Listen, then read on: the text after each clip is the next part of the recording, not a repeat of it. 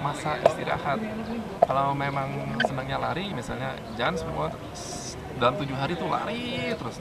Padahal selalu ada masa recovery time, jadi masa pemulihan. Jadi jangan karena kita mengejar target, untungannya adalah karena kita terkena sinar matahari. Sinar matahari juga akan sangat membantu untuk meningkatkan daya tahan tubuh kita. Kayak sepak bola. Ada contohnya. Ada contohnya. Nah,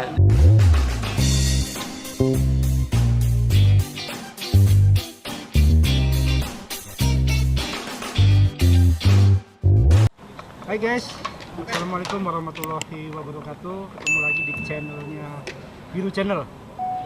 Happy FC hari ini sedang main di Stadion Indomik Wasita Tangerang. Hari ini saya bersama dengan Dr. Sabto Aji dan bintang timnas M Naswa. Sebelumnya kalau untuk rekan-rekan yang belum kenal saya, izinkan saya perkenalkan diri dulu. Nama saya Dr. Sabto Aji. Saya ini ahli di bidang bedah ortopedi yang khusus menangani masalah tulang, sendi, otot, urat. Nah, dari ortopedi itu kebetulan saya dikasih kesempatan untuk sekolah lagi untuk menangani masalah cedera-cedera yang diakibatkan oleh olahraga.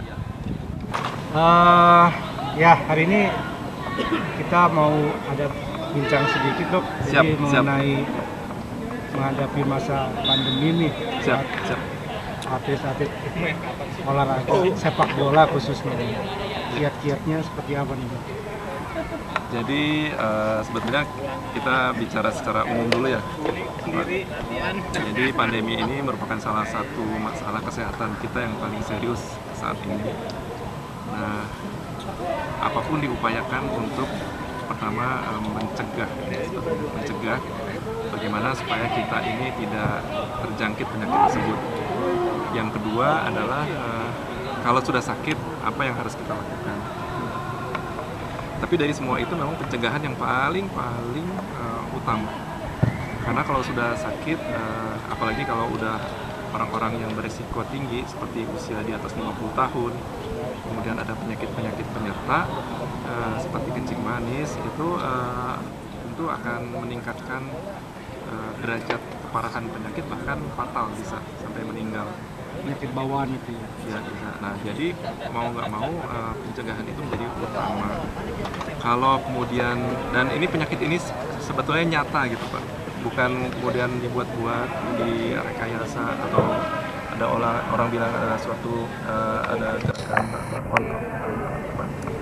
gerakan yang dibuat-buat, itu enggak. Ini suatu penyakit yang nyata dan angka yang makin kena itu makin lama makin meningkat. Yang meninggal pun demikian. Jadi kita nih sebagai manusia, warga Indonesia itu wajib, hukumnya wajib, lagi-lagi wajib untuk menjaga dan mencegah. Karena itu betul-betul akan mengurangi angka penyebaran. Nah, sekarang ada lagi program vaksinasi. Itu juga tolong kalau memang sudah tiba saatnya untuk kita divaksinasi, tolong diikuti, dipatuhi, ikuti cara vaksinasi. Selain mencegah kita untuk tidak terkena, kita juga mencegah jangan orang lain juga terkena. Jadi nanti kalau ada program vaksinasi, tolong diikuti. Nah, dari 5M itu ada satu kegiatan yang menurut saya akan sangat baik, yang namanya olahraga. Nah, untuk kenapa? Karena satu-satunya yang bisa melawan penyakit ini adalah daya tahan tubuh kita yang baik. Imun, betul. Imunitasnya kita harus baik. Nah, kalau vaksinasi itu salah satu metode pengobatan, tapi yang aktif yang kita bisa lakukan adalah selain makan yang baik, kemudian istirahat yang cukup. Nah, yang ketiga ini yang namanya olahraga. Kalau memang olahraga tidak bisa dilakukan di tempat umum, di rumah pun bisa. Tapi yang penting kita melakukan. Sehingga kalau sekarang orang dipaksa untuk bekerja di rumah, ya sudah bekerja rumah. Tapi manfaatkan juga untuk berolahraga di rumah supaya jantung kita tetap terlatih baik, aliran darahnya tetap terbaik-baik, dan paling penting adalah daya tahan tubuh kita itu akan meningkat. Kita bisa mencegah terkena penyakit. Nah, olahraganya bisa yang pertama yang kardio ya. Itu banyak memanfaatkan. Contohnya seperti kita berlari, bersepeda, atau berenang. Kalau berenang mungkin jadi suatu kendala, ya bisa bersepeda, sepedanya bisa kalau ada yang sepeda statis itu baik. Kalau nggak punya, kita bisa ada dudukannya supaya kita bisa tetap bersepeda. Karena itu tidak makan tempat, ya kita bisa lakukan itu di rumah. Nah, kalau berlari tentunya kita harus keluar dari rumah. Keuntungannya adalah karena kita terkena sinar matahari. Sinar matahari juga akan sangat membantu untuk meningkatkan daya tahan tubuh kita. Jadi kalau dibilang kita harus takut, ya memang kita harus sebaiknya memang takut terhadap penyakit ini, tetapi bukannya tanpa upaya. Nah, upayanya itu adalah salah satunya adalah dengan berolahraga. Ikhtiar ya dok ya. Ikhtiarnya begitu. Ya. Ya guys, itu tips dari dokter.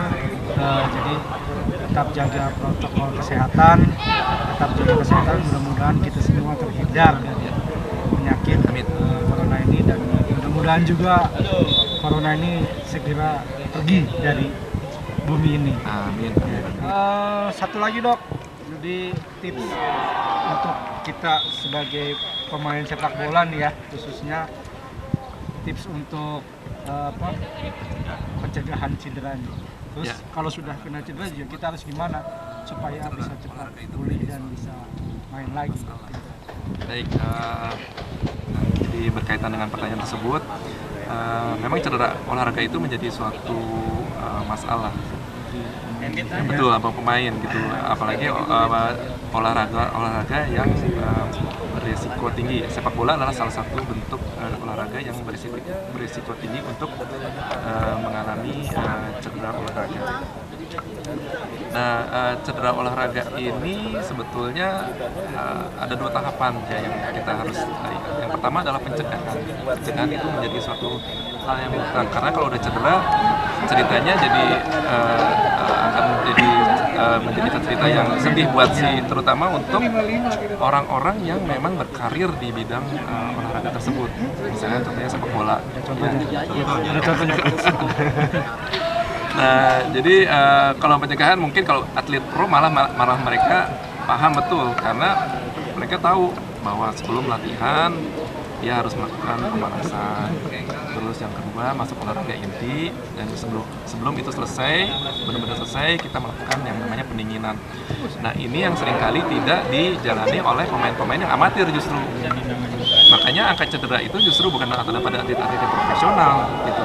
Kalau mereka lebih diekspos karena mereka memang orang terkenal, tapi yang kalau di secara statistik justru orang-orang yang amatiran yang siap untuk menjalani yang intensitas tinggi, justru malah risiko cedera itu. Jadi pertama adalah jalani proses olahraga itu dengan sebaik-baiknya. Lakukan pemanasan dulu, kemudian masuk olahraga inti, baru kemudian cooling down. Terus ada masa istirahat. Kalau memang senangnya lari, misalnya jangan semua dalam 7 hari itu lari terus. Padahal selalu ada masa recovery time, jadi masa pemulihan. Jadi jangan karena kita mengejar target, kemudian badan kita dihajar habis dengan latihan yang berat. Terus yang ketiga adalah kalau kita menyukai olahraga tertentu, dalam hal ini misalnya sepak bola, kita harus menjalani olahraga penunjang. Misalnya bahwa kita olahraga itu butuh otot yang kuat mulai dengan sebaik-baiknya. Bukan favorit saya itu. Aduh. Saya nggak bilang yang namanya, sebenarnya juga itu favorit saya itu. Instan. Sebutin instan. Tapi saya tahu maksudnya yang mana. Tapi tapi dalam konteks kita memang mau sehat, jadilah makan yang bergizi yang menunjang olahraga tersebut. Yes. Gitu. Jadi mungkin itu yang itu. Kalau cedera, kalau cedera nggak usah khawatir. Insya Allah dengan teknologi sekarang cedera itu bisa kita atasi. Jadi tujuan dari penanganan cedera adalah mengembalikan ke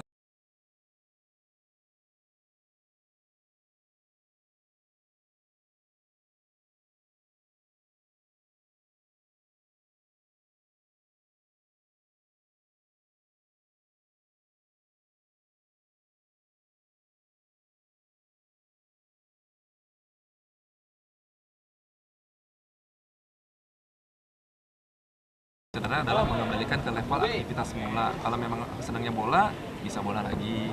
Kalau misalnya lari lagi. Insya Allah. Ya minimal jadi alat-alat udah canggih sekarang.